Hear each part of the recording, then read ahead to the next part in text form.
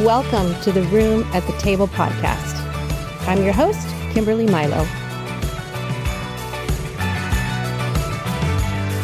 Hi, everybody. Welcome to Room at the Table podcast. I'm your host, Kimberly Milo, and I'm so looking forward to this conversation with a sweet friend of mine. Her name is DeAnn Carroll, and we have a history going back through, as you've heard me talk about, a beautiful organization called RTwelve.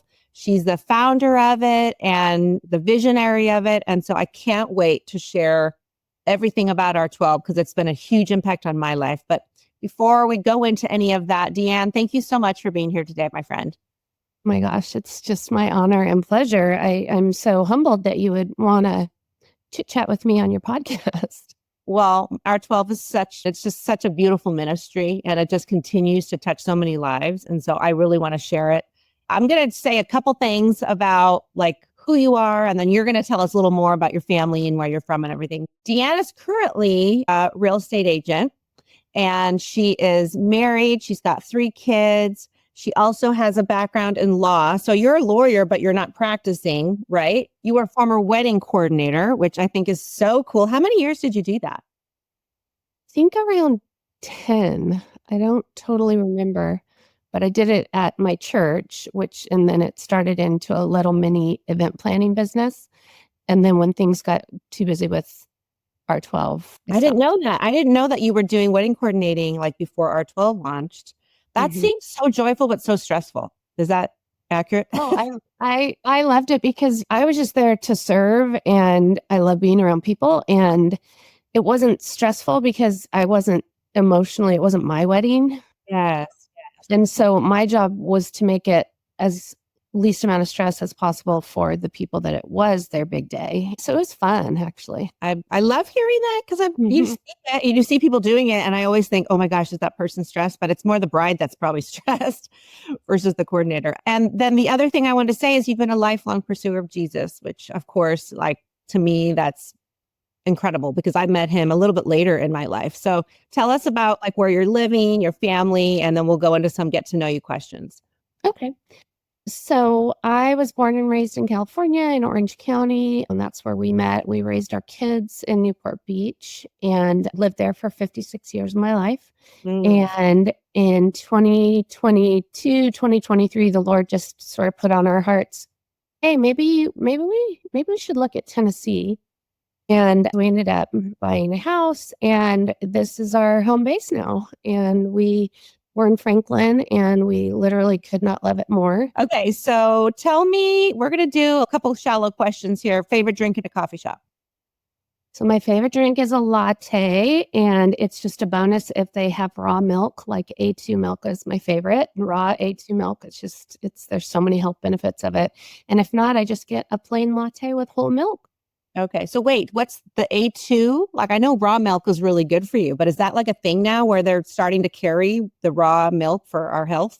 Well, in Tennessee, everything's a little bit easier to get. So I don't know if I've seen it in California. I'm still back there a lot, but we get our milk from a organic holistic dairy, and it's a co-op. So it gets delivered to somebody's house, and then we just pick it up once a week. And so we get fresh cream and milk, and it's all not pasteurized, which is just so much easier on your body. I mean, people that are lactose intolerant can generally tolerate this, is what I've found in my family anyways.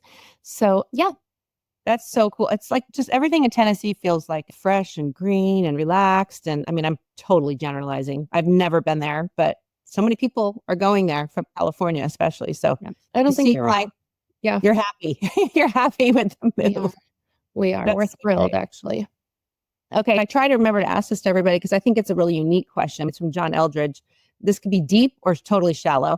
To know you right now is to know what? I would say that I am a work in progress. I'm kind of an achiever type A personality, so I'm always driving, and I feel like the Lord has put me here, especially to slow me down. You know, even though he keeps reminding me, you can slow down in Newport Beach, it's a choice. Yes. I was able to do it more here and really kind of look at what's next and be sort of open-handed and patient about what he has. And so, yeah, I think it's just mellowed me. And I kind of think of life in sports analogies, as weird as that might sound. Like we have these quarters in our life. And I feel like I'm in the third quarter, and I feel like heaven is the fourth quarter, And so you go through your growing up years, and then you're raising your family years. And now I'm post that, right? And so in any game, the third quarter sets up the fourth quarter. And so what does he have for me in this quarter to set me up for eternity, but also to use me now to set other people up for eternity? That's so good. I love that analogy. I thought you were going to say the third quarter is like the children have left the house and you're finding yourself post-menopause, because so many people I know were in that zone where we're like, check. Yeah. Both of those are true. But I love that you're saying actually the fourth quarter is heaven when we're up there. That's so interesting. And that you're trying to prepare well for that. Like you're trying to bring people along with you in your spiritual life for the after, for being up there with him. That is super cool. I've never heard anybody talk about it like that. So that's going to be stored back there now.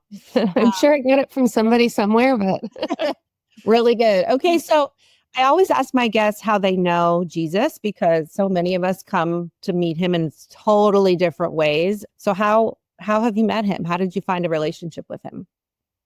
So I just have never not known him. I was raised in a Christian home, and obviously nothing's perfect, but I will say the gift that my parents and their parents and their parents' parents passed down was the gift of faith. So both of my parents were married, strong believers, committed. And then my parents are married, strong believers, committed. And it just is part of who I am. And I think I just have always believed. And so I have that faith that I don't need everything to be proven. I can totally be okay with not knowing some things, because it's just part of the fiber of who I am. Your DNA. But I would say in high school, I started to get a little loose around the edges. And then I went to college, and it was definitely 4 years of woohoo, and I was not walking my walk. And I knew I wasn't walking my walk, but I always knew that I was getting back to walking my walk, right? So I was justifying it in my head, and lots of learning opportunities there. And, it's part of who I am and what God used to bring me to where I am today. But then post-college, I went to a Harvest Crusade, one of Greg Laurie's Harvest Crusades, and rededicated my life to Christ. It was my then boyfriend was there with me, who's now my husband. And they were yelling across the stadium, "We love Jesus. Yes, we do. We love Jesus. How about you?" And I turned to him, and his eyes were like big as silver dollars. Like, what is going on? I mean, he was raised a Catholic, and he's like, we know Jesus. We just don't talk about it like that, And so then the Spirit moves, and, he does an altar call first for new believers, and then for people that maybe haven't been walking their walk. And it was just complete Holy Spirit moment. My hands are raised, I'm bawling. I look at him and I go, "I'm going down." And in my mind, I'm like, "Oh, this is probably where we break up," because he was so freaked out. So that's when I rededicated my life. And then a little fun fact segue, we went again the following year, and he gave his life to Christ. Wow. Yeah. And so that was just right after I graduated from college. Did you meet him in college? Is that where you found him at the time? I did. Yep. I met him my first quarter, my freshman year. And then, we had a crush on each other, but we dated other people and didn't start dating until I was a senior. Got it. Okay. What college did you guys go to? I don't remember. Oh, we went to UC Irvine. Okay. So you were right here, and you grew up in this area too. So you didn't. I grew up, and I went to a small Dutch Christian Reformed school that was K through 12. It was 3 different campuses: elementary, middle school, high school. And it was like 30 minutes from where I grew up. Yeah. So, and then he dedicated his life. He already was a Christian, but he did a rededication. Well, that's a whole nother story for another time. But I mean, it's debatable. I thought he was a Christian, and that was kind of God's grace, because he definitely was the person I was supposed to marry. But I don't think that I would have been as serious with him if I had really known, because he was going to church with me on the weekends. I just didn't know. I guess I just assumed, and I was kind of shallow in my faith at that point, and we didn't have those really deep conversations until he accepted Christ there. That's super common, I think, for a lot of people in the Catholic faith. I have a lot of experience with that just because I went to Jesuit college. As much as, and I've said this in a few other of my episodes, but as much as there's so much I really value and respect, I think at that time, I don't know now. I don't know if now the Catholic Church is maybe, I don't know if it's progressive or if there's a deeper relationship with Christ through it because I'm not Catholic. But at that time, the people really weren't knowing who Jesus was. They weren't really in the Word as Catholics. They were doing wonderful service, and there was a lot of reverence and holy honor. But they really weren't reading the Bible. At least my friends weren't. And even still today, the Catholic friends I have, they weren't raised. So I can see why your boyfriend at the time, now your husband, was like, what is happening at this, kind of revival rededication? Because it's so different than kind of the seriousness, of the Catholic masses and things like that. For sure. So at that point, you guys, you're having your family, or, you get married. So some of the instrumental parts, I was always a believer, kind of got a little wild for a period and then rededicated my life. Then he came to Christ. So then I would say the next big period that was a spiritual milestone for me is my mom got diagnosed with cancer. And she got diagnosed with cancer and she passed away like 3.5 months later. It was very quick. She was 54. I just started law school. It was one of the most, if not the most intense times of my life. Sure. And it just completely rocked my world. And so I'm so sorry. I was 25 in my first year of law school. I tried to get a deferral to either take a semester off or start again the following year, and I couldn't get it. So I stayed in law school, moved home, took her to every appointment, every treatment, everything for that 3.5 month period. And, we weren't expecting it to be that fast. And, it just was, which in retrospect, it was merciful. If that's the way it was going to happen, it was merciful. It gave us enough time to kind of say anything that was left unsaid, yet didn't make her suffer for a really long time. Yes. But in between that, Ken and I got engaged. And so my mom and I went wedding dress shopping, and then she died 2 weeks later. And so it was really intense. And I can remember having to pull off the freeway driving home. I went to law school in LA, driving home and just crying out to God. And then my dad died too. So those two things really changed me forever, and in a really good way. Hard, definitely brutal, but like God was just so faithful. I mean, in times of crisis, you can either turn towards your faith or away. And I just went all in, and it affected how I parented, everything, all my relationships, just changed everything about my life. Yeah. So I would say those moments were very like that. But from that point on, I've been just all in, pursuing hard after him daily, just so, just in a close relationship with Jesus. That's fantastic. And I'm just so sorry that you lost your parents like relatively young. Like you were, when your dad passed, were you still in your 20s? My dad died 3.5 years later. So I was 28 and I had a 4-month-old.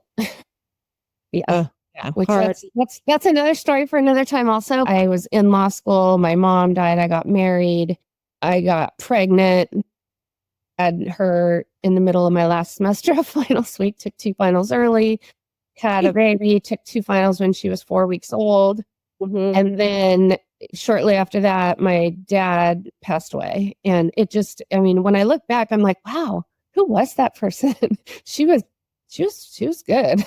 You were doing all the things. That's when we were in our 20s with tons of energy, but that's a lot of heartache to go through and a lot of confusion because you're excited about your marriage and your mom, and then you have your baby and then your dad. It's just very heavy, intense joy and sorrow, which is so much. There's so many more other things, but yes. But I will say, through that time, it was the air that I breathed, right? My faith and just the closeness with God. And, there have been other trials in my life, and not that I want to have trials, but I, at this point, welcome them because it is the sweetest, most precious time in your faith. Because it's just you and Jesus. Everything else fades away. And when things are good, it's harder to be that dependent. So true. I was saying with my guest who recently just aired, I was re-listening. So what I do is, I obviously record, and then when they go live, I'll listen again. And because I actually need to listen 2 or 3 times because my guests have so much wisdom, and when I'm talking, it's great, but I'm in the moment. And then I listen once, I'm like, oh, that was such a good point. And then if I listen again, it like seeps in. But I was saying, I wish that we could learn through Joy. Like, it's so hard that as, our good shepherd, as we're these sheep that just kind of bob around and we just trust him. Like, why can't we learn, who he is through the joy as much as we do through the trials, and the heavy, hard heartbreak times? That's just the nature of faith. Is I think you get real legs to your faith when you go through, like, what is this about? Who am I? How do I get through this? Who is he? Whereas in joy, we tend to just be like overcome by the good feelings that we don't need to reach for him. So yeah, it's too bad that that's how our faith has grown. And yet, like you said, it can be a sweet time. So ironic. Yeah. So let's dive into, now you have your 3 kiddos, and you can tell us the story of RTwelve, because I don't know how old I'm guessing she was an 8th grader, because RTwelve, which stands for Romans 12, but we're going to go back. At that time, it wasn't started with that name. So let's dive into the whole journey of RTwelve, because it's such a beautiful founding story. Yeah. Gosh. So yeah. So just to clarify, it started as Young Women of Vision. Right. And we would shorten it to YWOV, so YWOV, Young Women of Vision.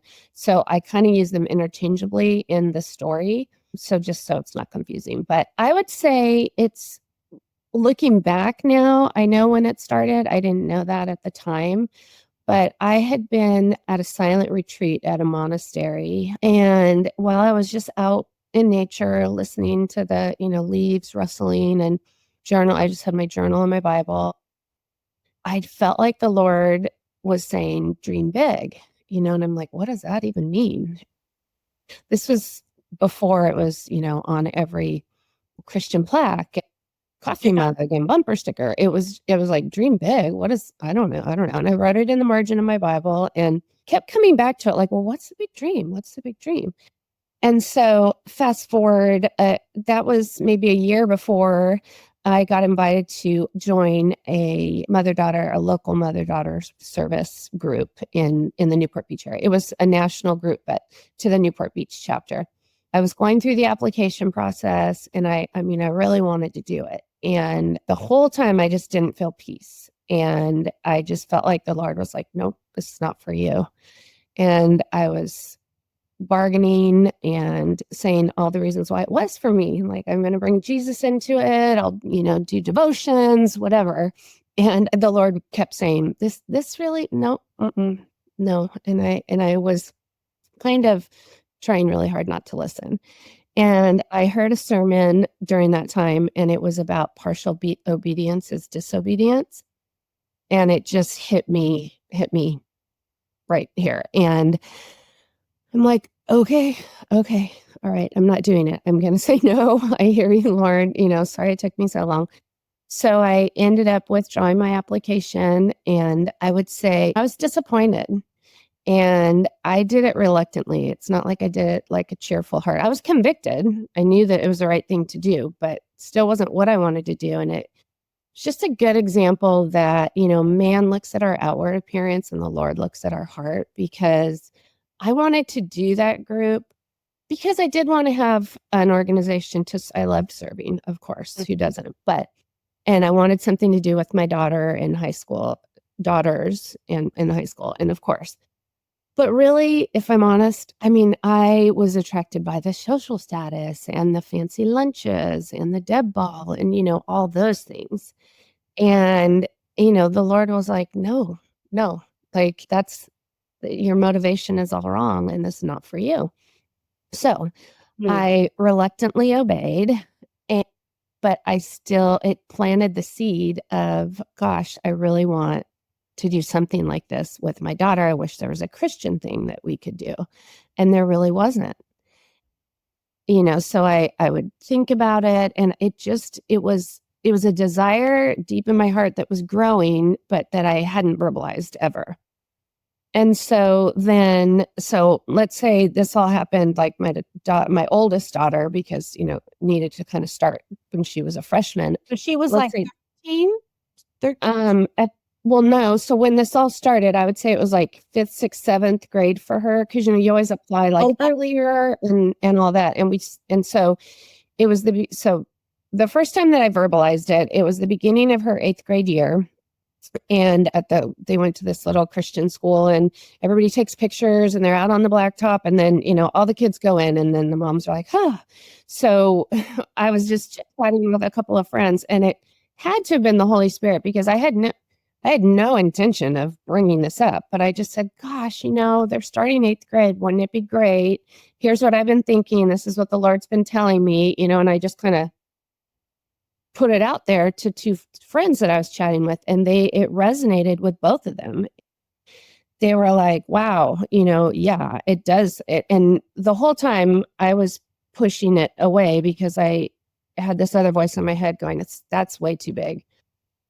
Oh my gosh, you're not qualified, you're not capable, or, you have too many other things, you're overcommitted, you have kids, blah, blah, blah. All the reasons why I shouldn't do it. And that resonated with them as well. And at some point you have to go, okay, well, either God's word is true and all things are possible with him, or it's not. And believe really that he doesn't necessarily call the equipped, he equips the called. Yes. And, that was kind of my experience. Like I didn't know what I was doing. I was, just flying by the seat of my pants. But so anyways, I met with those two gals a week later for lunch, and they were like, yeah, we're in. And we each kind of took a little takeaway from that lunch of what we were going to do. One of them was going to research possible speakers. One was going to research service hour requirements at high schools. And I was going to research, like, where could we possibly serve? Where would be a good fit? And so then the following month, I went to a meeting, and so let me just do a little segue. So we were founded under World Vision, the International Relief Organization. But under World Vision, they had something called Women of Vision. And it had, at that point, it had about 40-ish chapters nationwide, but it had started in Laguna Beach, California. So a lot of those women were still involved. And then out of that, one of the founding women from there founded something called Women of Vision Juniors.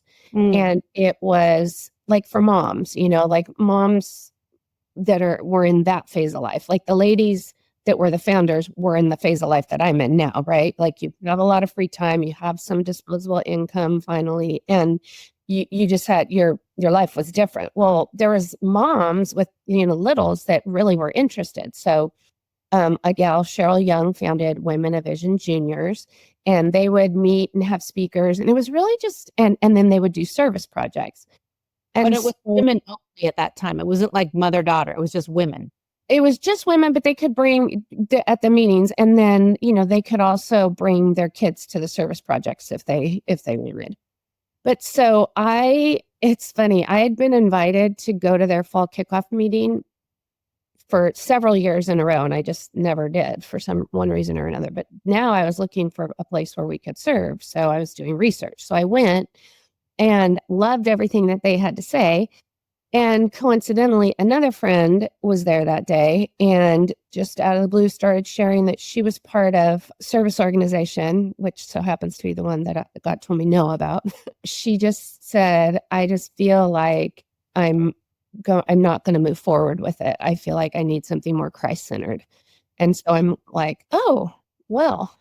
Drawn to each other. You're like, exactly. I mean, it was God's timing, it was for such a time as this, for sure.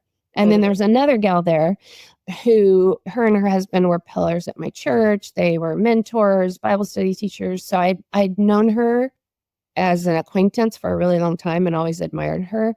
And I started chatting with her at the end of the meeting. And she said, oh, yeah, I was on the leadership board for the event that we were at. And I just felt like the Lord had me resign because he has something else that he wants me to do. And I'm just not sure what it is. And coincidentally, also, not coincidentally, it's all divine little breadcrumbs, right? That lead you to where you're supposed to be. Her daughter, she had gone through that service organization with her daughter when she was in high school. So she knew it very well. Mm. And so it was my segue to say, well, hey, you Yeah. know, so anyways, so now it's 5 of us and we met for lunch the following week and just immediately we're united, just our hearts, our like the purpose, our love for the Lord and just but still kind of figuring it out. What is it going to look like? Wow, it seems so daunting to start something from scratch, but maybe we'll take sort of the outline of some other service organizations and go from there. And while we were at that lunch, the gal who became the mentor mom or the mentor in our advisor in our little group of 5 founders, she said, okay, I feel like the Lord is saying, founded under Women of Vision, I'll be your mentor. We can use a lot of their structure and we'll go from there. And so that was kind of the beginning. And so we left that lunch saying, okay, you know what? So this is the beginning of my oldest daughter's 8th grade year. So we had until the following fall, so essentially a year, to kind of pray and plan. And that's what we did. We met around my dining room table and so many of the big decisions were made right there. And she, and so we were really looking for the structure. So now we had that kind of loosely. And then looking for different things, right? And one of them was, what's our theme verse going to be? And so we kind of batted that around for a couple of months. And she challenged us to read Romans 12 for every day for a month. And then at our next meeting, we would see what verse we felt like the Lord was saying to pick, because we had kind of narrowed it down to that. And we literally all came back and your life has changed if you read Romans 12 for a month straight, every day, the whole chapter. I love that challenge, by the way. Love that. Yeah. And we all came back and we're like, oh my gosh, this is like a manual for life. This is like it just tells you exactly how to live. We can't pick one verse. It has to be the whole.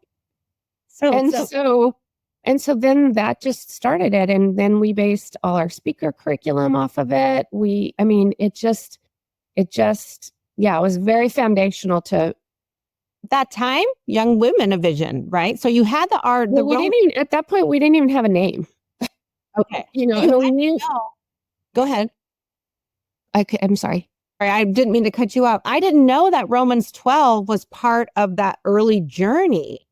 Yeah. From the founding, because I know, and you're going to get to this, that there was a name change because you were under Young Women of Vision, right? Or you were going. So we were under World Vision, and we were considered kind of like an offshoot of a Women of Vision chapter. Got it. Which allowed us to run like our finances, our donations were tax deductible because we could run it through their 501c3. So it was, so it was World Vision, Women of Vision, and then there was Women of Vision Juniors was an offshoot, and then Young Women of Vision was an offshoot. So at some point during this time, it was like, okay, how about Young Women of Vision? Where there's Women of Vision and there's Women of Vision Juniors is different. And what if we're just Young Women of Vision? And so then we got our name, but Romans 12 preceded that because, that was just, it was. Yeah. And so during this time, during this year of prayer and planning, the Lord just really started to clarify, like, okay, here's your speaker topics. They all come out of Romans 12. Do not conform to the pattern of this world. Your identity, God esteem, your identity in Christ, love.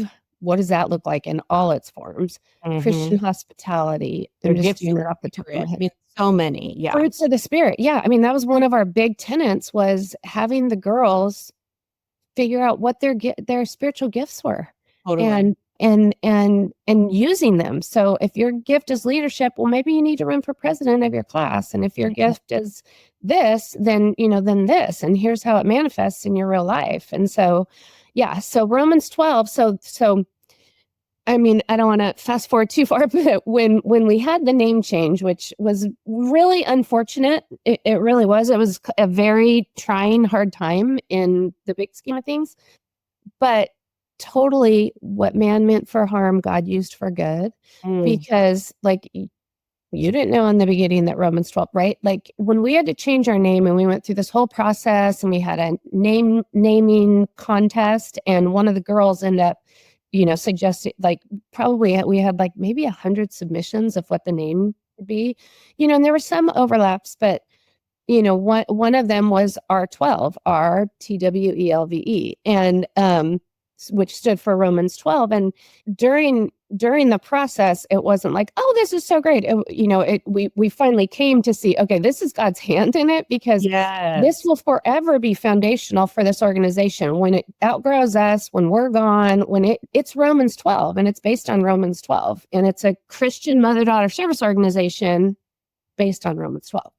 And so that's how we became RTwelve. Got that. Okay. So, and to go back then to when you got the go ahead to be called Young Women of Vision, I mean, you had to work through World Vision to be using their 501c3. So tell me about that process, because a lot of people don't understand about that. Well, and so this was one of the things. So, when you're like walking in obedience, the Lord just paves the way. And so it was not hard. We didn't realize that what a blessing that was, right? So I'll just tell you, so we started going. So when we committed to meeting, for that year, we started going to Women of Vision Juniors meetings, and they would have speakers come. And one of their speakers, like the second month, I want to say that we went, was the national director of Women of Vision. She was based in Seattle, where World Vision's based. And she came down and she was their speaker that month. And at the end of the meeting, she's like, why don't share what's on your heart, share what God's doing or whatever. And I'm there, and my palms kind of start sweating when like the Holy Spirit wants me to do something, but I'm like, nope, I'm not saying anything. Yoli, who was our advisor, was across the room from me, and she was like, giving me the go on. And I was like, no, I'm good. And she kept doing it. And so finally I raised my hand. I go, well, here's what brought me to Women of Vision, and here's why we're here, and here's what we're thinking and praying about. And she was fired up. She's like, this is amazing. Oh my gosh, this is going to go national. You're the model can be like the Women of Vision chapters, who at that point, started with one chapter in Laguna Beach and had grown to 40 chapters nationwide, from DC to wherever. And she was super fired up. And so she goes, well, you should come to our annual conference in DC. And I was like, oh, okay. And I put my little prayer request in the box that I would love to go, but God would have to provide, because we did not have the means to do that. And so that was my first meeting with her. Then I put my prayer request in the box, and like a month later, Cheryl Young, who was the founder of Women of Vision Juniors, called me and said, hey, somebody was going to come. I have a room. I need a roommate. Would you like to come to the DC conference? Now, and I barely knew her, by the way. And now she's one of my dearest, most cherished friends. Her and her husband mentor me and my husband. They're 85 and 86. I mean, we're these amazing people that, by the way, Chuck Smith, that was their mentor. So, my gosh. Wow. God just shows off in areas like that. He does to show off. So I'm like, so I tell my husband, and he's like, well, we got to figure out a way for you to go, which, bless his heart, he did that the whole time, with everything regarding this ministry. So I get a lot of the credit, but he has all the behind scenes credit and support, and just being just so faithful and supportive. So good. Anyhow, long story short, he's like, well, here, I have miles, because he traveled for work, and then I got a wedding at the church, and it came within $40 of all of my expenses. So away I went. God. So while I was there, it really sparked my passion for what they were doing, and just this whole world of seeing just all the need in the world, and part of their mission statement was being the hands and feet of Christ, and that would the Lord break their hearts for the thing that broke his, right? And so just all these suffering people. And so it really just, I just was all in. So then on that trip, I got to be really close with Cheryl, which of course has now been this 20-year, relationship. And then on the way back, we went and lobbied on Capitol Hill. And on the way back, the director of Women of Vision sat next to me on the bus. Like, she could have sat anywhere, but she sat next to me. And, so kind of asked me how it was going, what I was thinking. And she kind of just said, you have my full support. What do you need? What needs to happen?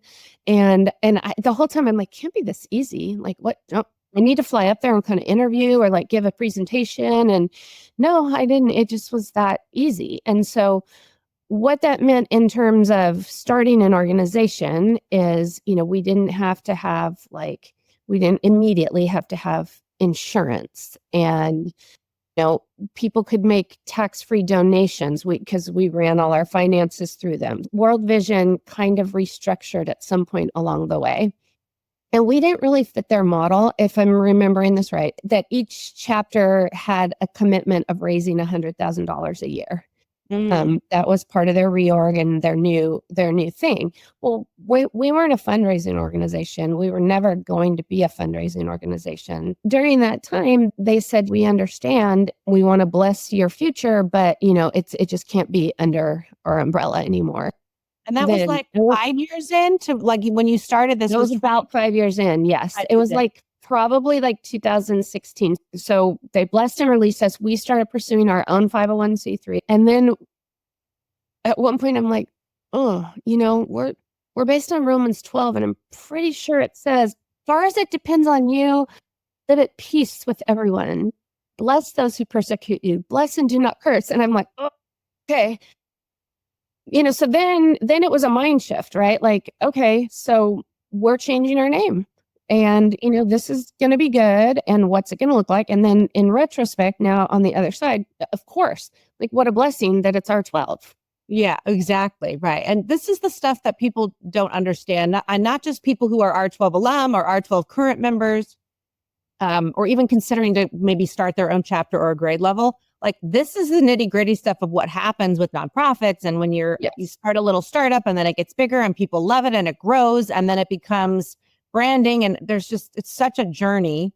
And nobody knows any of that story, unless they were right there with the founding class in Newport Beach. But it's really good to have people understand, like, I mean, you guys were really growing this with World Vision, having that kind of umbrella over it. Like it was such a bigger kind of legal thing than people who are just showing up to meetings to go serve and listen to a speaker. You guys put your heart and soul while you're raising your children who are teens, elementary school. Your husbands you're either working alongside your husband, for the financial home flourishing or not, but it's a whole family thing when you're building something like this. Like you have to be it was literally my full-time non-paid job for 6 years.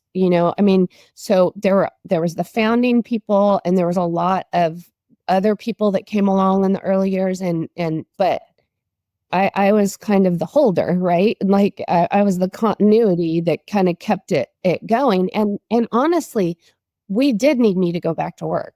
I mean, when I went to that very first meeting where the two, Kristen and Yoli, came on board, I had just interviewed for a job and they gave me a job offer. And this is how God works in my life. One of the speakers started telling her testimony, basically like her life story. And I was like tracking with everything she was saying. Like it was like, oh yeah, oh my gosh, that happened to me too. Oh. And then at one point in her story, she literally said, and then when my youngest went to kindergarten, I was at a crossroads. I had been journaling about being at this crossroads. Like, okay, Lord, so am I supposed to go back to work because we need the money? And I got a job offer. This is her telling her story. And the Lord said to me, do not, and I had been praying that morning, am I supposed to take this job? What am I doing? What am I supposed to do? And she goes, and the Lord said to me, do not take that job. And I'm like, and I call Ken and I go, here's what, happened. And he goes, well, then you better not take that job. So again, bless his heart, right? Like, because life would have been so much easier having a second income at that point. It would have, we needed it.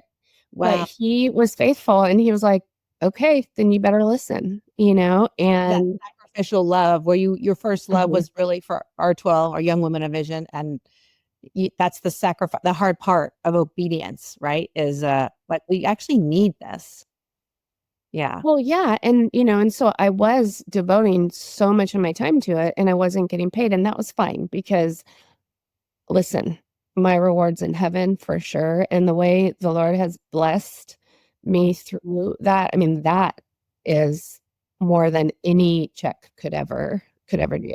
But so yeah, so the backstory, right? You just don't realize that there's all these people. So the four founders, Corrine, Laura, Kristen, and Yoli, and I mean, just pulling on the oar just hard, for a long time. And then slowly other leadership, joined. But we met for that year, planned, prayed, just really every single decision that we made was so prayed over and so purposeful about how the organization would look different in our community, because we're called to look different. And so what if we're going to say that we're a Christian organization and that Christ is the center, and like we're all about Jesus, what's it going to look like? And every decision was ran through that paradigm. And there's just so many examples of it, and of things that still are in place today. But so that was the first year. And then we launched the first class, and it was literally word of mouth, me just kind of having coffee with people saying, is this something that you would want to do to serve with your daughter for 4 years? And just to pause you there, did you know at that point, when you were kind of trying to find your classmates for the rising freshman year, right? When the girls were going to be freshmen, did you know at that point, like actually how the breakdown of meetings would be, that you're going to have student leaders and you're going to always have them doing business, and then speakers, and then discussion time? Like, did you know all of that as you were starting to recruit? No, certainly not. But I would say as it got closer and we started getting to the nitty gritty. So like I just said, that every decision was so intentional. So, your spiritual gifts. Okay, we're going to have a president, and she's going to learn these gifts. She's going to be in her wheelhouse because she has the gift of leadership and administration or whatever, right? So that kind of evolved. But and in the beginning, like, the president was my daughter because I was mentoring her and I knew everything that happened at the meeting, and so it just kind of happened organically. But, and probably the first meetings for sure. And if not that first year, I mean, I probably ran the meetings, with the girls and the mothers and daughters, and introduced the speaker and talked about business and service and all the things. Yeah. But I mean, we didn't have mentors back then. I mean, we didn't have mentors for, a couple years, I think you said. And I want to say, I don't think Cassidy, my oldest, so she was the first class, right? We started in 2010 and she graduated in 2014. So and you were young women of vision of Newport Beach, or did you just young women? Well, no, because we were just young women of vision. There was no other chapters. There was no, it became of Newport Beach when we grew and added chapters, so then they had to know we were Newport Beach, you were Ladera, they were Irvine. But so a lot of it just kind of evolved as we went. I mean, it was definitely very bootstrappy. We had a rough framework, right? So we knew how Women of Vision Juniors ran their meetings. We knew how this other service organization ran their meetings. There was another service organization that we kind of met with the founders and, learned a lot of tips and stuff from. Kristen was experienced with that other organization also, and had, so much knowledge and, valuable insight to kind of add to our structure. And so we just kind of figured it out. So mentors, I don't think Cassie's class ever had a mentor, so I'm not exactly sure when we started. Delaney had one. So my middle daughter, Cassie was the class of 2014, Delaney was 2016. So we started with the class of 2014 as freshmen, and then each year we added a grade until the fourth year, and then the chapter was complete. We had each grade level. And did you have 24 at that time, like 24 pairs? No. So there's a smaller. Well, we had 12 pairs. So the Lord was super clear to start small and do it well. And then also there was a value of, having, there's a tipping point in small groups where transparency, accountability, there's not that all big groups are bad, but the Lord was super clear, like, that's not what this was. And we wanted heart transformation. Well, that doesn't happen if, you can't be transparent and you're not accountable. the number that, just seemed right was 12. And, Jesus had 12 disciples, and it was 12. And so then as we grew and the demand grew, that brought blessings and problems. And so then we had kind of a range, like, okay, 12 to 24 max. Well, 24 means 48 people. And our value was to meet in homes and have it be that small group, let's go deep, let's lock arms and do this for 4 years together. That was our value. But then it grew, and it grew beyond that. And right. I think the hard part about a volunteer organization is you have to find families who fit with your statement of faith, and especially if it's a Christian organization, that you have the same belief structure, because when you go into special time, that's important. It's hard to turn, who wants to turn good families away from a volunteer organization? So I can see why you guys grew it from 12 pairs to 24, but then realizing, well, when you get 24, that's really 48 bodies in a home. And how deep can you go unless you break into even smaller groups, and whose homes can fit that? And anyway, there's a lot of logistics to think about, and it's not as easy as it sounds, because you don't want to have a fabulous family and say, sorry, there's no room for you. Or there's a way anyway, it adds different needs and different expectations that volunteer leaders then have to be put in a situation where they have a conversation with someone and say, we just didn't have the room. And anyway, well, and I will say, so being a leader is lonely and hard, and something that goes hand in hand with it is making those tough decisions. And obviously they're all prayerful. I can't tell you how many big decisions like that one that had to be fasted and prayed over. So I'm in Tennessee right now, and so I don't have all of my journals are in California, but I would go back and read those and go, holy cow, I forgot how excruciating these decisions were. And you know what? Being a leader is hard, and it's holy work, and it's holy ground, and you can't take it lightly. You have to steward it well, and it's not easy. Yeah, I think because, it's like so interesting, because hindsight's 2020. And so like when you're not in the season of like trying to disciple your children, you always kind of are, but you know what I'm saying? When they're young and they're in your home and they're with you, and you're starting something that you realize could go national, and it's the model for how, if this grows, like other people could do it in other cities. Like what are we creating here that has the bones to be really healthy and spiritually edifying, and raising discipling teens, basically mothers and daughters together to serve? Of course you're going to be thinking about, what does this really look like? How do we make these decisions? How do we walk our talk? And yet you have to make hard decisions. Mm-hmm. And there has to be legal protection for you, because what if somebody doesn't like your decision? It's volunteer. There's so many ripple effects of doing a volunteer organization well, and yet liability. And yet then you've got the King of Kings in charge of it. So you're trying to like steward it well and be a good shepherd and do what he would have you do biblically. It's just so much more complicated, I think, than people realize. And I can kind of speak to it because I then worked at National for a while, but I really respect what you guys went through. And it sounds like, maybe we could be inflating it. It's just volunteer. Like if people are listening to this and they don't know what RTwelve is, or they haven't been involved in any sort of organization like this, where it's a nonprofit, you're trying to do good things and do it well as Christians. Mm-hmm. It really does matter. And it just can get so easily lost that people are like, who cares? Like, because the men can want to do things when the men's chapters, there are men's chapters in RTwelve. They're like, well, just do this and don't worry about it. But it kind of matters. Like when you have to turn someone away and you're like, who wants to do that? You have to make these kind of judgment calls. These judgment calls and these hard, fast kind of rules. And yet you're trying not to be legalistic. My point is, it just looks so easy, and it's not until you're doing it in any leadership role, right? But especially when you're a Christian doing it, where people are ready at any second to be like, see, they're not really doing it the right way. Right.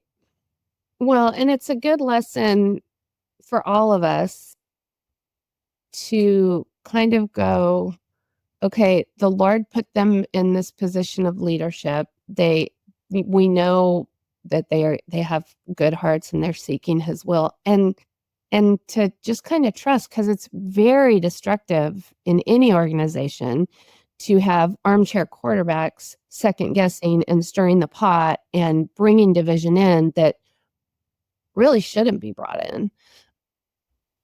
And it's not that the leaders are always 100% right. They're fallible too, but it's just knowing, okay, like trusting God and maybe, and honestly, and following Matthew 18 and meeting with them one-on-one, and then meeting with them with two-on-one if it needs to progress, but following God's word on how you have conflict resolution and how you Yeah. handle. Hard.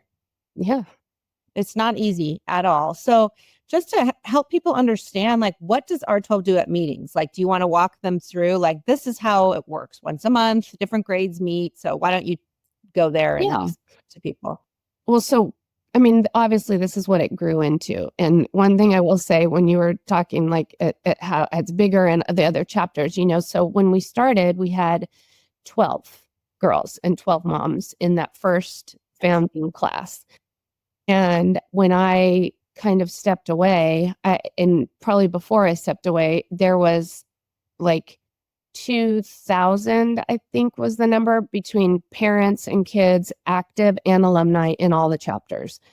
So it, and that was in a, I don't know, 10, 12-year period. It grew. It certainly outgrew my skill set. And so as all of these things, the consistency, I hope, is yes, what happens at the meetings, because I feel like that's part of the secret sauce. And that's also an example of God just doing more than we could ask or imagine. When we originally said, okay, we're going to have a meeting and we're going to have a speaker each month, and they're going to speak on Romans 12 topics based on these kind of, there's so many ways you can go under each thing, but by the end, these girls are going to have heard, real life stories of what, do not be conformed by the pattern of this world, or whatever topic it is. They're going to hear it minimum 6 times a year for 4 years.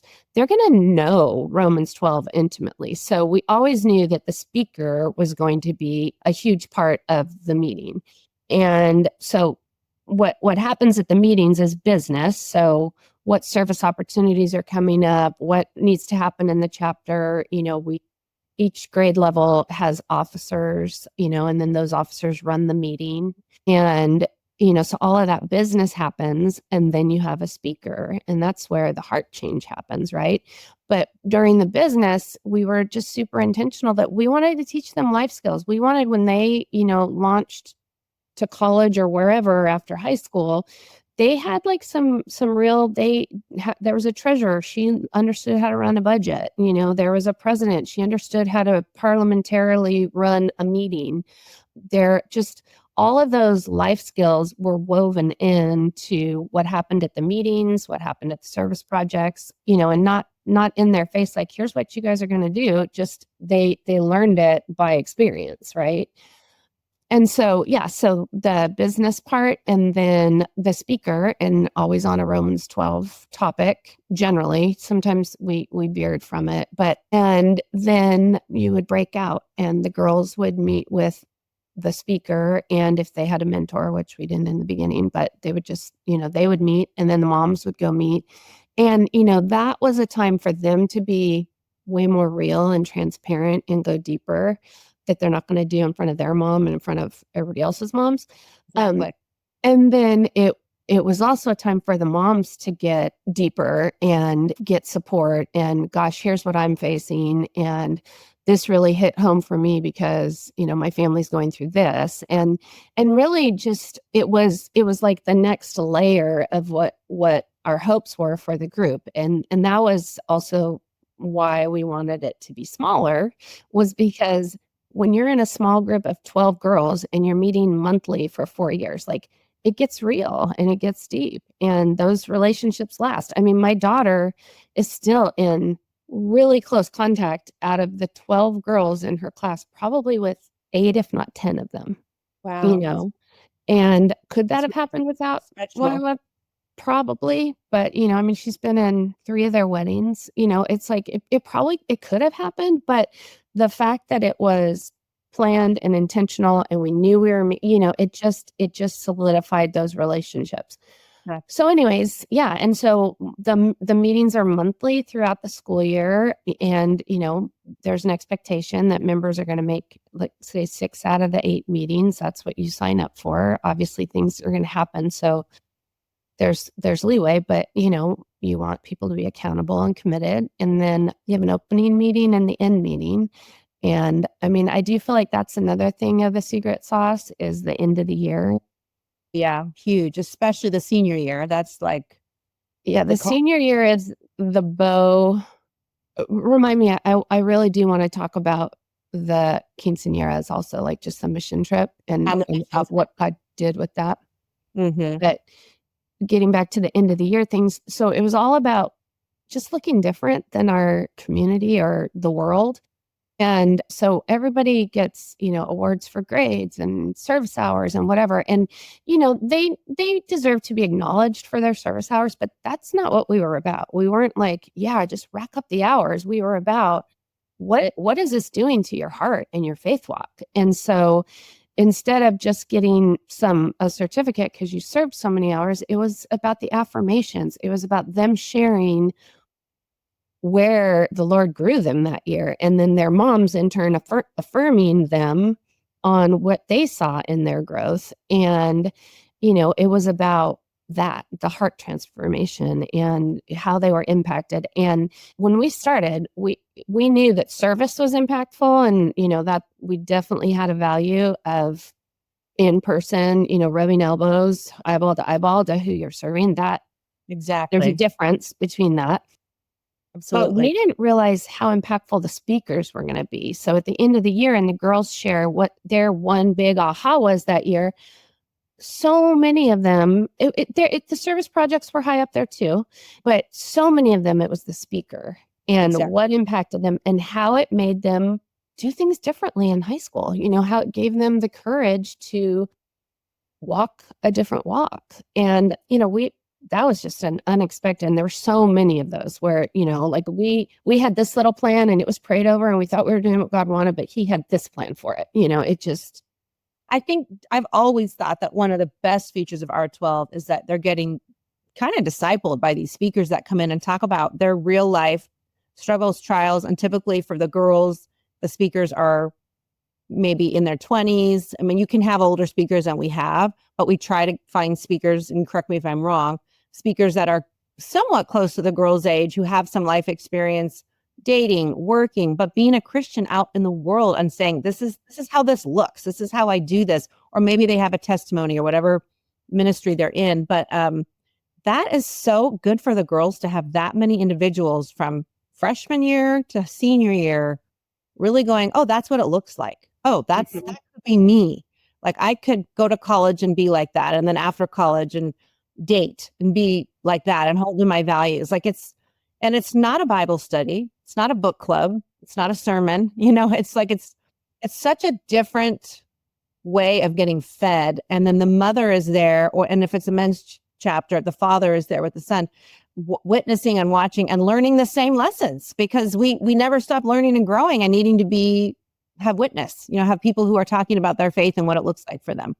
So it's just so rich. And so for me, I'm like, gosh, a service organization that then goes and speaks life and truth into me and my daughter, and we're doing it together. Like, why would you not? I mean, if you're a believer, why would you not choose that versus just any service organization? Because you're getting Christ at the center of it. So I find the speakers to be such a benefit of what we offer. Yeah, and it's totally like the Christian walk. It's paradoxical. It's inverted, right? That the less polished they were, the better they were received. The more the girls could relate to them. Yeah. Because I mean, aren't we just attracted to people's weakness? We're not attracted to everybody who has it all together and is perfect. And, and there were speakers like that. There were speakers that, they did everything right from the day they were born, and that's impressive too, and I would aspire to be like that. But really, how many of us can really relate to that, I so agree. Like some of the hard stuff they've been through, and they're just honest. And you could be an older woman talking about what she went through in her young teens or 20s Mhm. and led her to do a ministry, to her work, what she does now, because of the trial, like really hard decisions that people think are taboo to bring up. And they're bringing them up saying, God still uses me. I found Christ through it. I'm not a, we all sin. We all have mistake, but he's using that sin to bring me into his family and to do good. And it's just a different dynamic when the girls get to hear, or the boys like, whoa, this person went through this. Like I'm fighting this right now. So go ahead. So what a thing that you just brought up is that what it brings up, the discussions, right? So you get the discussion with your peers at the meeting. This was the other unexpected blessing that we never foresaw that just happened over and over and over, was the speaker would bring up a topic, and sometimes it would be really heavy and really intense and not something that's easy to talk to your kids about. And the drive home, I can't tell you how many times I was hosting it at my house. And then finally I'm like, I don't want to host it anymore because I need that time in the car with my kids to, debrief afterwards. And the discussions that would arise from what the speaker brought up, and the blessing of being able to process that with your high schooler who's busy, shut down, not the loudest voice in their life anymore. Like, that was priceless. And it's just another example of, we just were putting one foot in front of the other and planning and thinking we were doing, but God had, there's just so many examples of him just, I want to make sure we talk about Young Men of Vision too. Yeah, I know. We have we talk for like 3 hours. I know. But I get emotional when I talk about RTwelve because, and I'm still in it. Like I'm in the chapter right now with my sophomore. And then my son, who's a senior, I have 4, the 2 are in college, and the senior is in it with my husband. And when he would have a speaker, we host it usually. And then I'll be like, well, how was it? How was the speaker? And then both him and my husband are like, it was great. Like they talked about this and it was totally inspiring. And it's so awesome to hear them hear their feedback. I don't get the drive home with him, of course, because I'm not in his chapter, and my daughter now drives. So sometimes we're together, sometimes we're not. But even just getting to hear them go through it is like, there's so much goodness and richness there. Like I'm just so grateful to the organization because it's a huge part of my life. It's a huge part of all 4 of my kids and me and my husband, what we got to do with them. And this is not church. This is not going to church together. Like it's a totally different thing. This is going out in the community and serving together, because you always serve together. 9 out of 10 times you're together until they start driving. And once in a while, they might need to go alone, but you're doing all this together, hearing these speakers. So, okay. I mean, I could talk for hours, as and you probably could too. So let's transition to, you did the meeting breakdown. So now people kind of understand what the meetings look like. But after like 5 years, the men were seeing what you were doing, right? Your husbands were seeing what you guys were doing with the girls. So was it 2015 where they launched? You started launching the men? Yeah, I think it was fall of 2015 or 2016. I'm not. I think it was 2015 on the timeline, I think. Okay. But they were, because that would make sense. They had been seeing you do this for 3 or 4 years and were like, we want to do it too. Well, it's so funny because the whole time, I mean, that's what I was talking about leadership before, where like, you're the keeper of the vision, and there's going to be all these people who have opinions of doing this, doing that, do it this way, do it that way. And you have to be like, okay, I have an audience of 1. I'm only trying to please the Lord. So what is he calling me to? And then stick to it. And so from very early on, I would have people come up to me and say, well, you really got to do a son's version. And I mean, the joke is like, well, what you ought to do, and it's like, well, maybe what you ought to do. That's how I would feel when they would say that. Like, really? I ought to do that? Maybe you should. You do it. And because the Lord was super clear with me, like, start small and do it well. Don't plan other chapters. This first chapter needs to be complete. Get that all going. And so then finally, a dad came up to me, and his wife had been in YWEV/R12 with both of their daughters.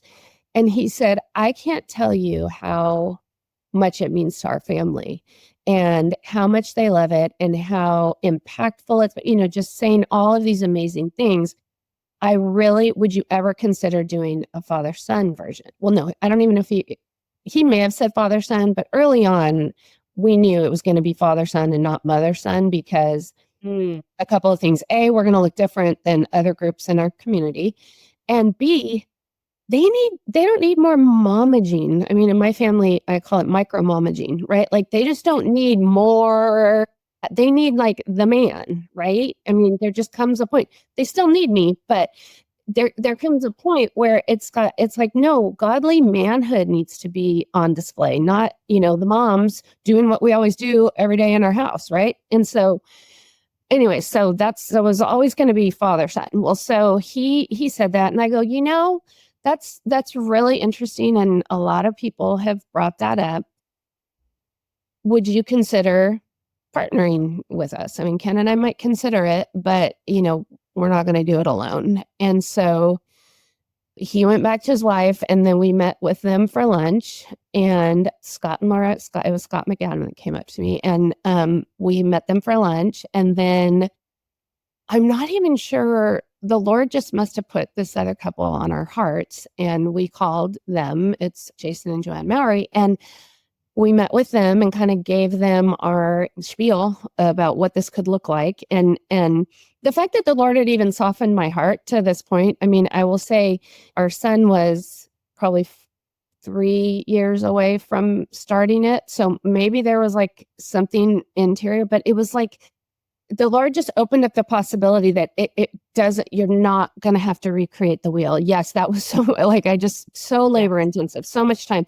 You already have the framework, you tweak it a little bit, and away they go. And so the 6 of us, the 3 couples, met kind of the same thing, shorter period of time. Maybe we met for 6 months, planning, praying, setting up the structure, because it did need to look different. I mean, a lot of the moms were stay-at-home moms, and they had bandwidth, and the dads are, running companies, and they can't do everything we do, and they're guys. So it needs to look different. They need an adventure component. They needed all that other stuff. So long story short, it launched in, I guess, was it the fall of 2015 then? And we launched with 2 grade levels, freshman and sophomore. And so, okay, so they were young men of vision. Men of vision. Okay. And so to put it back into the timeline of when this was happening, it was all during the same time as World Vision blessing and releasing us. We renamed it, was Young Men and Women of Vision. That was them 2 years or so. And then by 2017, didn't you get a really big grant that then, or no, you renamed? Tell me about the renaming to R12 versus when you guys were able to launch. The grant maybe was more for launching into other chapters, but your R12 rebranding went 2016 or so? Yeah, I'm trying to see. I know that I had that written down. So I want to say we came out from Underworld Vision's umbrella, started the men's chapter, filed all our IRS under Young Men and Women of Vision. So, and then that's when the rug got pulled out from under us. And so then we rebranded. And then when we rebranded, it was R12. So then each chapter was R12, whether it was men or R12 women. And then when we started adding chapters outside of Newport Beach, then it became R12 women of whatever city it was. Right. Yeah. So there was a lot of legal stuff going on, because then by 2017, you guys, then I know you got a really big donation grant. You got a huge grant. And that because people saw what you guys were doing and were like, this needs to go bigger national. Yes. So it was actually, it's so funny because I had forgotten this one piece of it, and I was just talking about it with Ken yesterday. So it was good friends of ours, and we were in a couple small group together. So they had been around since we did one couple small group with them for a lot of years, and then took some time off and then did another couple small group with them. So they were around from the time I was planning and praying about it. Like, gosh, I feel like God's calling me to this, but it just feels too big. They were around from that. And then fast forward, and now their daughters are in it. And they also had a son that was going to be in it. And so they they saw it, and they had a family foundation. And so Ken had breakfast with the husband, and he said, our foundation is we've been too spread out. We're going to go deep with certain organizations, and we want to go deep with, at that point, just it was YWEV, like when he brought this discussion up. And I know that DeAnn's been doing it for a long time. We would like to fund a salary for her and have her be the executive director. Would she be interested? So then we met, and then things started happening. And so, because up until then, they had been our biggest donors still, but it was just sort of year-end donations, but that was all being run through World Vision. So once you got that donation, that large grant, was it a grant? We had to do a grant application.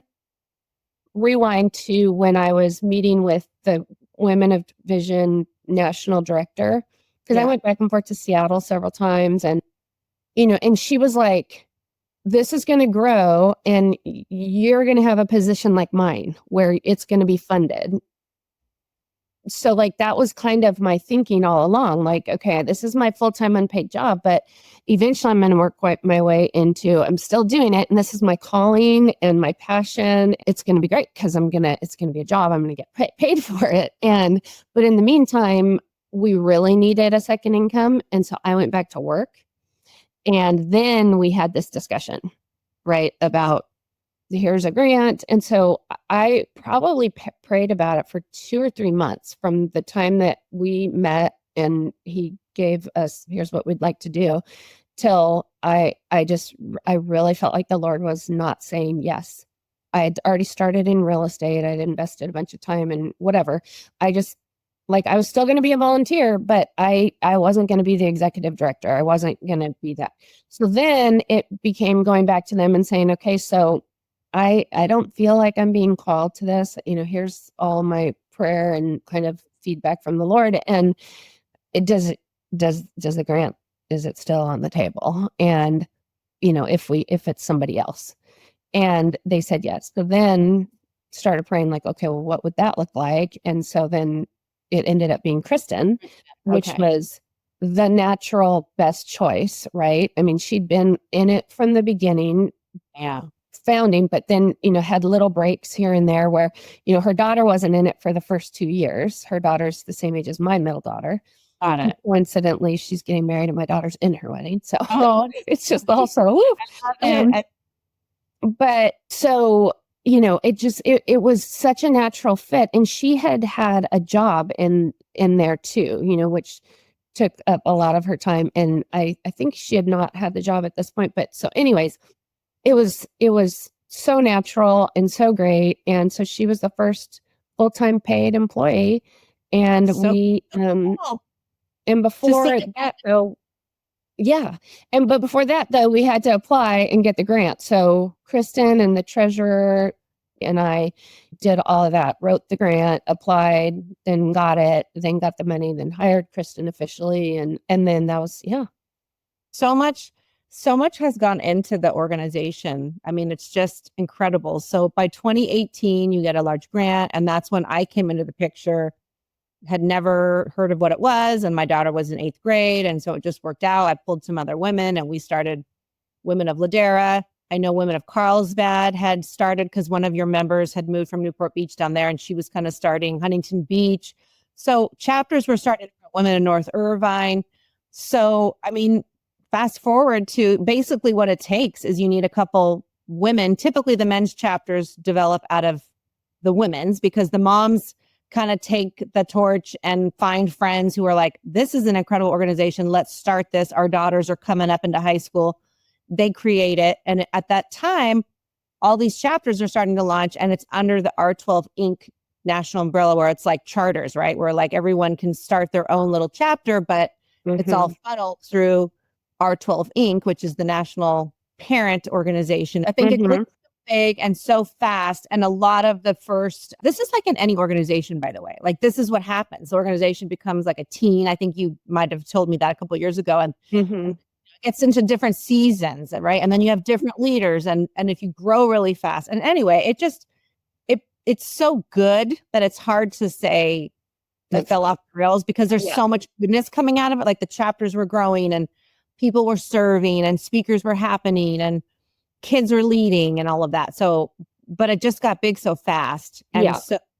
And there were some transitions of leadership and boards and different things. And really, to be honest, like a lot of the world changed after COVID lasted in California, especially where most of the chapters are. Yeah.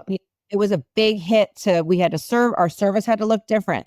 Where we were meeting had to look different. We couldn't meet in homes. And then it just became like too big, too fast. After COVID, a lot of things did change. I think society wise, I think social media became even more big in people's lives. Politics was changing, our culture was changing, and getting the funding, like we were able to get some funding to keep us going, but to keep the level of it, to keep all the chapters with providing insurance, providing website services. Oh yeah. I mean, it just became a big thing, but it's still a beautiful organization. Like Dallas is still going, like everyone's still going strong. They're just doing it independently from a nationally run organization. So, I mean, the part that I miss, and I don't know if you feel this way, you're still connected, right, to Women of Newport Beach. Once your kids aged out and the leadership stuff changed, your kids, are you still connected to the women running there? I mean, yes and no.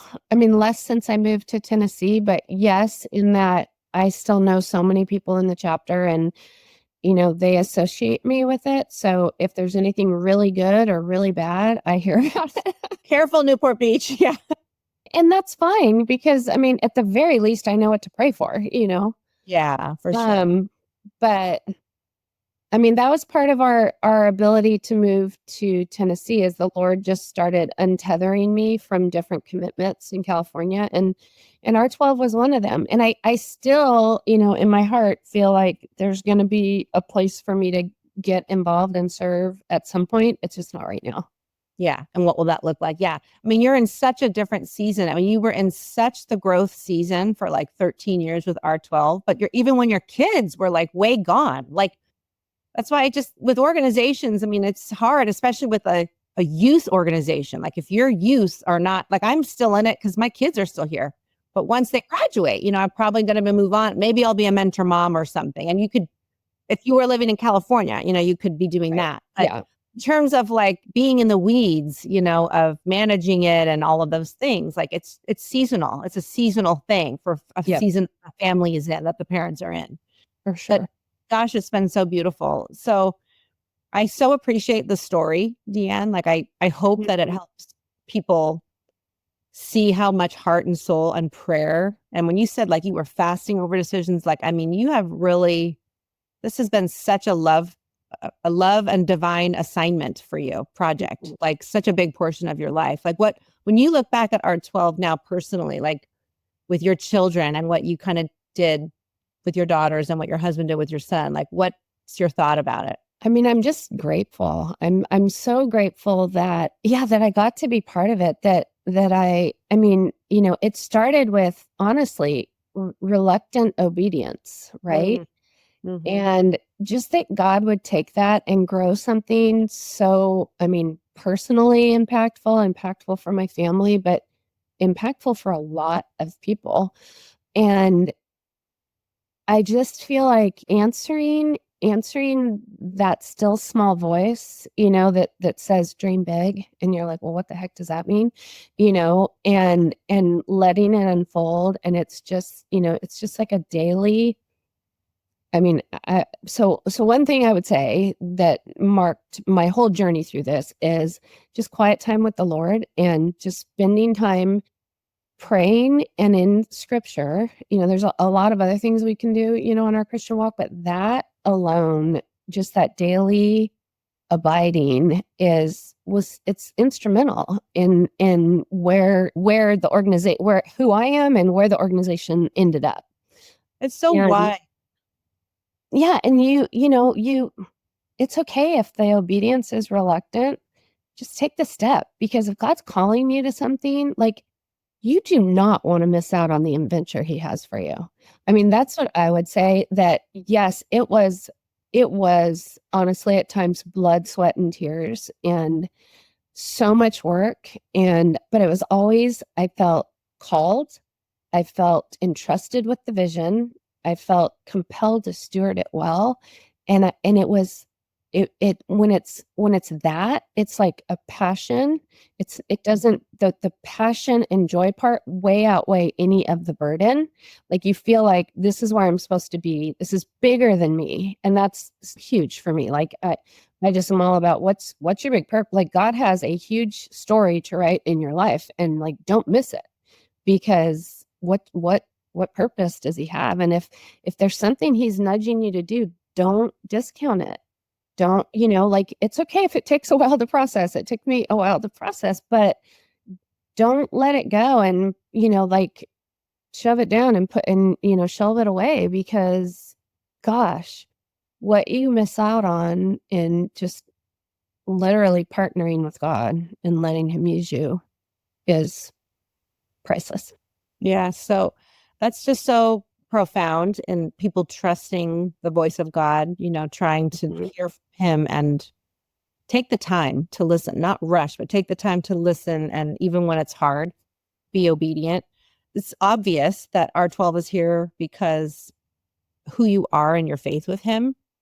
So, I mean, I know you personally, and I know your walk with the Lord is very real, and you do all those things. You're reading your Bible daily, and your whole worldview is, like you said, God, where are you in this? What do you want from me in this? Mm-hmm. But you're people who are, really in a different place on their journey, maybe not even on the journey yet. Like, how would you tell them to keep, well, one, obviously they would need to start. They have to be willing to trust who Christ says he is.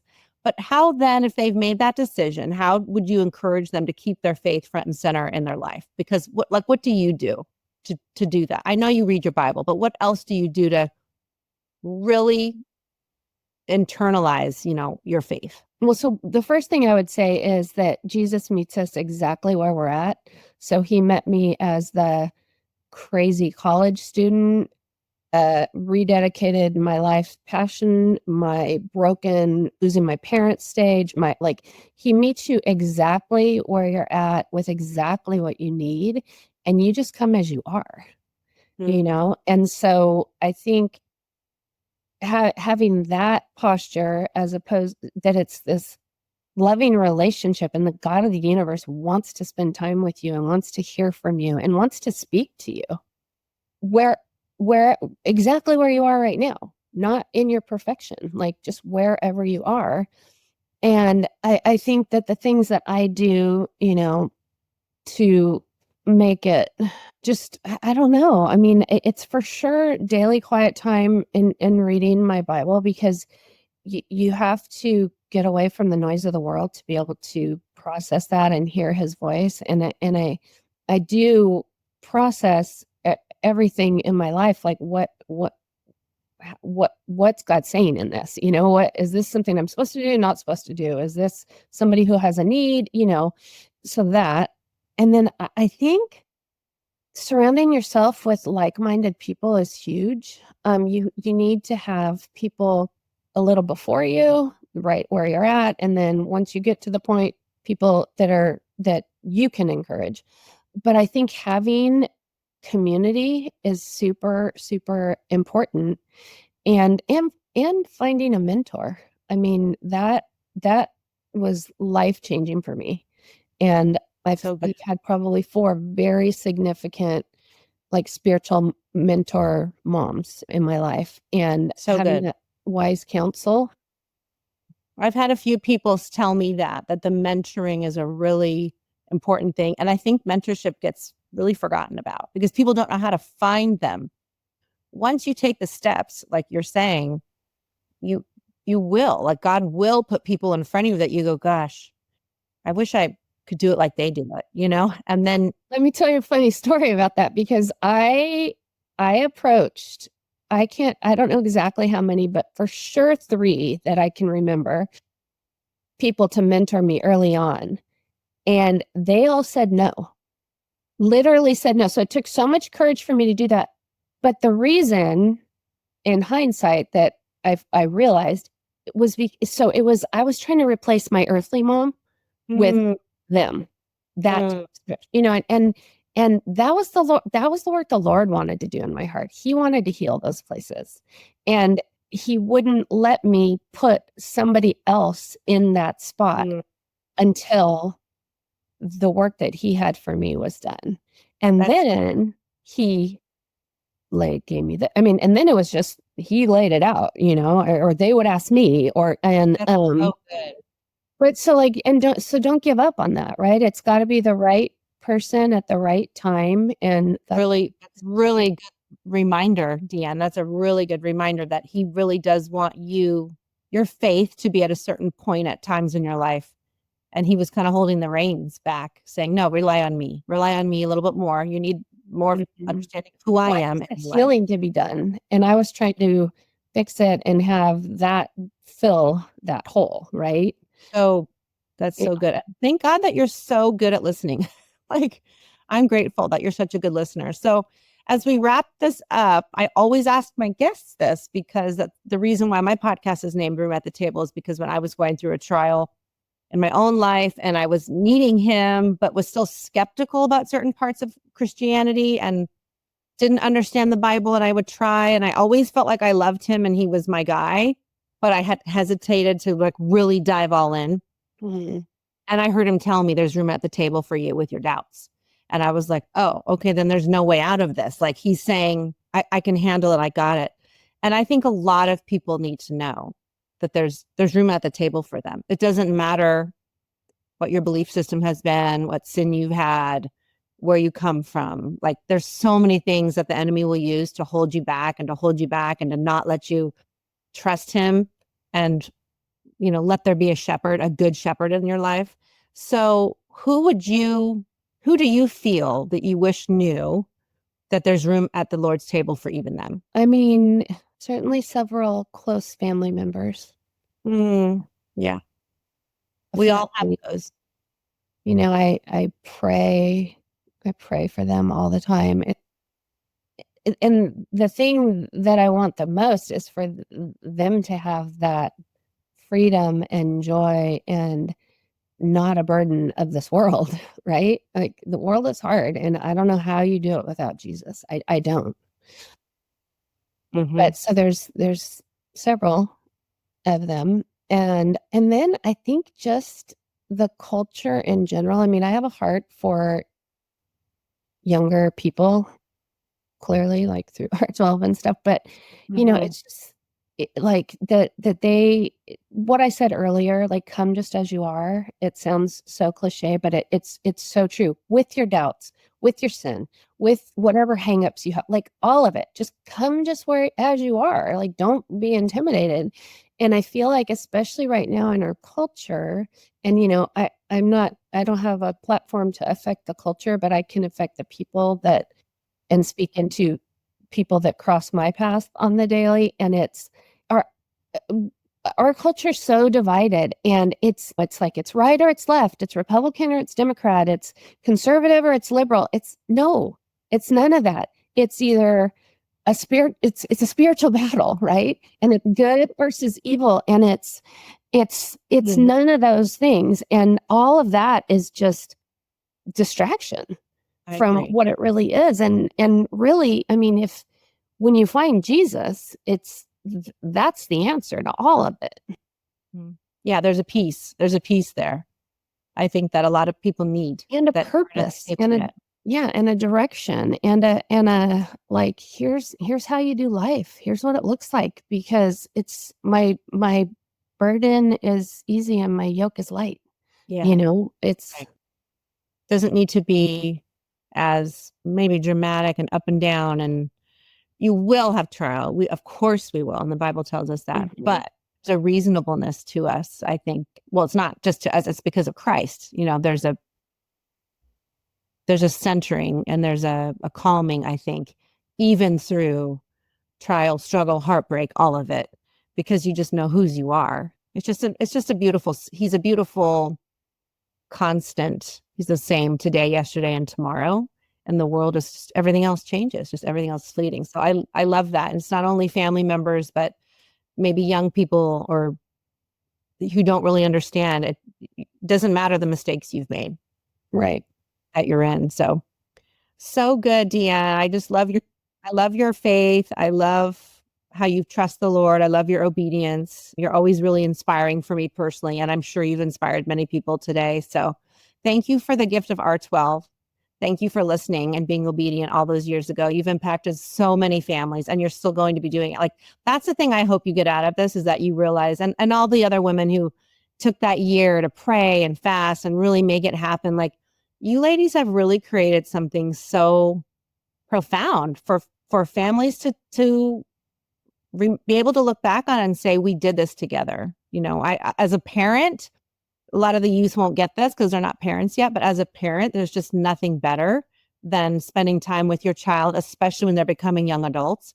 And like you said, your voice becomes not the loudest in the room anymore when they're teens. So to be able to influence them to know who their identity is and that they're loved and that Jesus is who he says he is, and they can go out and serve and help people and be his hands and feet, and you get to do it together. Like, I mean, it's just such a gift. Like, you've just created something so beautiful. So I feel like super lucky that I crossed my path and that I found friends to do it with and create a chapter here. So, you know, I'm forever grateful to you. But I appreciate the time, and I'd love to pray over you. That's okay at the end. I know we run like way over, but it needed to all be shared because there's so much goodness that has gone into R12, and hopefully for years to come, it'll just keep going. So thanks for being here. Let me pray over you, my friend.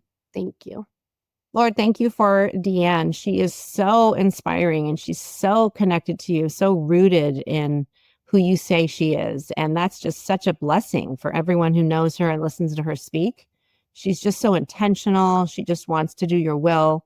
Her heart is just so big. So I thank you for what you tapped her shoulder with, which was a vision to create an organization to serve, but to really disciple our youth who are just desperate for you, and for parents to have this time together with their children that they really might not get otherwise. So what you inspired her with, Lord, is still just reaping benefits in your believers' lives. And I thank you so much for her obedience, for who you've designed her to be, and all those women who created this beautiful organization. God, I'm personally grateful. I know many women and fathers who are listening, mothers and fathers who are listening to this now, are grateful as well for this precious time they get with their child. And I just asked you to bless the organization. I asked you to bless DeAnn. Now, as she's a new season in this third quarter of her life, God, help her to keep shepherding and to keep following you. And just thank you for the example she is setting for so many of us. Like, it's just such a blessing and an honor to know her. So it's in the name of Jesus we pray. Amen. Amen. Thank you, friend. So good to be with you. So good to be with you too. Love you so much. Thanks for listening to Room at the Table with Kimberly Milo, friends. If you're enjoying the show, please like, follow, rate, star, and review it on Apple Podcasts, Spotify, or YouTube. This all helps grow the show and helps listeners find us. And if you know of a Christian with an amazing testimony or ministry, feel free to direct message me on social media at Room at the Table with Kimberly Milo, or you can email me at roomatthetableforyou@gmail.com. Thanks for your support, and remember, God loves you, and so do I.